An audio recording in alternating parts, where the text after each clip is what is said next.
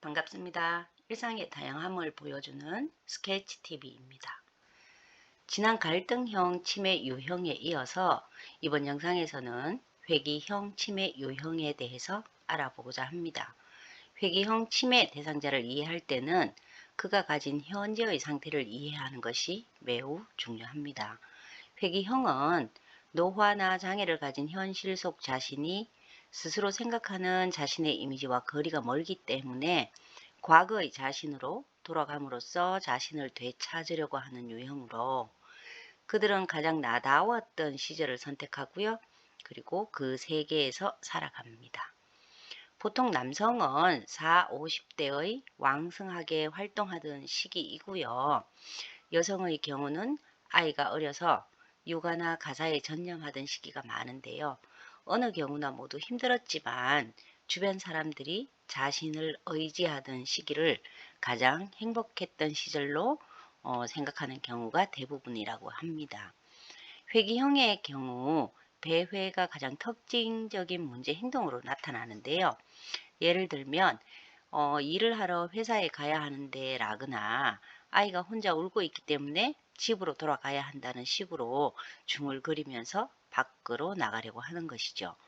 이때 자신이 처해 있는 시간이나 장소를 모르는 방향감각 장애가 나타나는데요.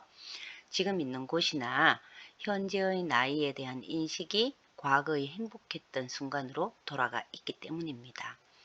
이러한 문제 행동들은 현재 자신의 이미지를 받아들이지 못하고 과거에 가장 나다웠던 그리고 행복했던 순간으로 돌아가고자 하기 때문에 나가려고 하는 것을 막거나 그것이 과거라고 그 착각을 바로 잡으려고 한다면 그들은 격렬한 저항을 하게 됩니다.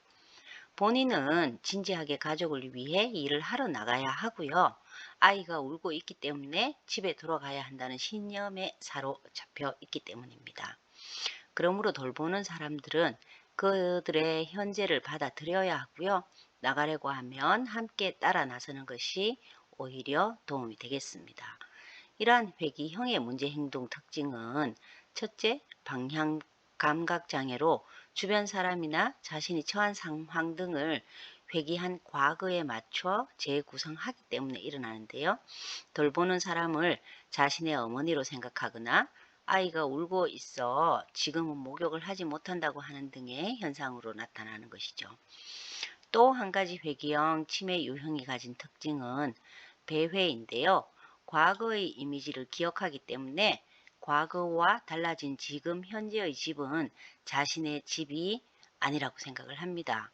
그리고 바로 눈앞에 다 자란 아들이 있다고 해도 과거 행복했던 어린 시절의 아들만 생각하기 때문에 자꾸만 밖으로 나가려는 행동을 옮기는 것이죠. 회귀형 치매 유형의 대상자들은 젊어서부터 꿈을 갖고 인생을 개척해온 유형의 사람들이 많은데요. 이를 두고 전문가들은 돌아가고 싶은 과거를 가진 행복한 치매 대상자라고 부릅니다. 이들은 과거의 이미지가 떠오를 때마다 현재의 집을 떠나 과거의 이미지를 찾아 떠나는데요.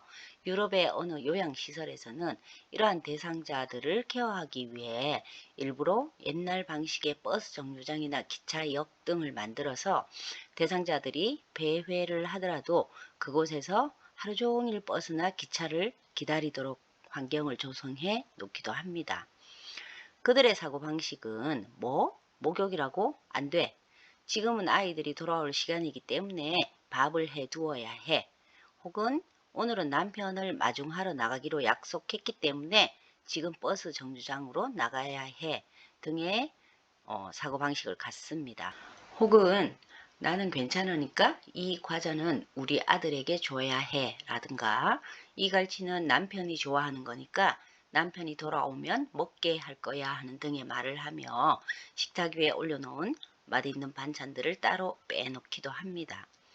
이러한 회귀형 치매 대상자를 대할 때는 우선 그들의 과거와 친해져야 하는데요. 그들이 과거의 이미지에 있다면 함께 그들의 과거 속으로 들어가서 이야기를 나누고 응대를 해야 합니다. 배회를 막거나 다른 사람으로 오인하는 방향 감각 등의 장애를 바로 잡으려고 하지 말고 그들이 재구성해 놓은 세계를 일단 받아들이고 친해지는 것이 무엇보다 중요합니다. 돌보는 사람을 자신의 부모나 아는 사람이라고 생각을 하면 우선 그 생각을 수용해야 하고요. 아이가 울고 있어 집으로 가야 한다고 말하면 다투지 말고 함께 밖으로 걸어나가 버스를 기다리는 등의 도움이 필요합니다. 돌보는 사람이 대상자가 생각하는 세계에서 함께 살아가는 인물로 행동을 하면 대상자의 표정이 안정되고요. 현실 세계로 돌아오는 경우가 많기 때문입니다. 둘째, 회귀형 치매 대상자들의 문제 행동은 약으로 해결되지 않는 경우가 많은데요. 밤에 배회를 해서 가족들이 너무 힘들어서 수면제나 신경 안정제 등을 먹이는 경우가 있는데 이들에게 약은 과거로 돌아가려는 대상자들을 위해 아무것도 해결해 주지 못합니다. 오히려 약이 너무 강하게 작용해서 낮과 밤이 바뀌고요. 눈이 개슴츠레해지고 반응이 느려져서 걸을 때 휘청하며 넘어질 우려도 있고요. 배회하면서 자칫 큰 사고를 당할 염려 또한 있습니다.